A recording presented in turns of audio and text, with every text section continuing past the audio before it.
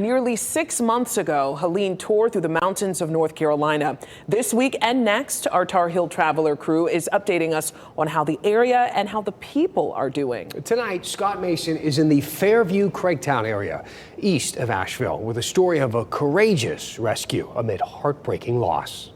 All the roads been taken out. It's been hard. It's been overwhelming.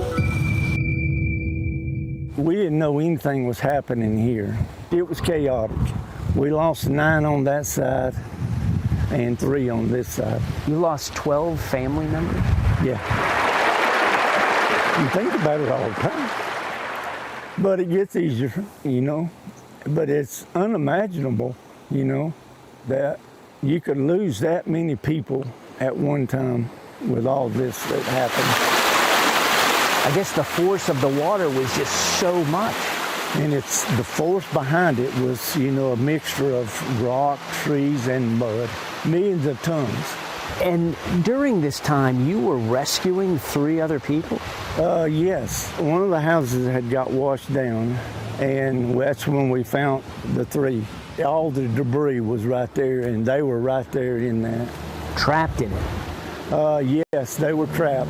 And fortunately, Dylan was buried up to here. My son happened to be there too. He came down. He just said, "Dad, what can I do?" Sorry.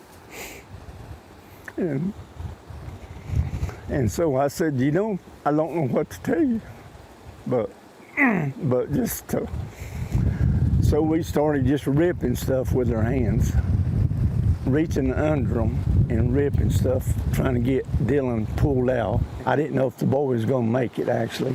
So Dylan is so trapped and barely conscious, he can't even tell who's next to him? He come to one time and sat up, and he looked around and he said, "Who is this?" And I said, "Dylan, this is your dad." And he just yelled. 2 of them were deceased. His dad and uncle Passed away, yeah. right there next to him. Right there. When you did rescue him, what was Dylan's condition? We didn't know. I knew he was hypothermic. I mean, could you even get him to the hospital? No, we couldn't. You got to understand, the fire department was right there, and they couldn't get to me. Finally, the water receded enough, but they had to crawl across a log that was across the river at that time just to get over there. So what is Dylan's condition today? He's fine. He probably bears permanent scars. I would say so. And it's like the rest of us, you know. We're never going to forget this.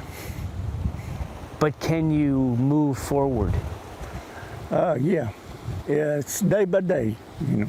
But yeah, we can. You know, life's precious. Scott Mason reporting. I think it's clear that not everybody would have the same strength as that man, and people like Dylan, the young man who was rescued.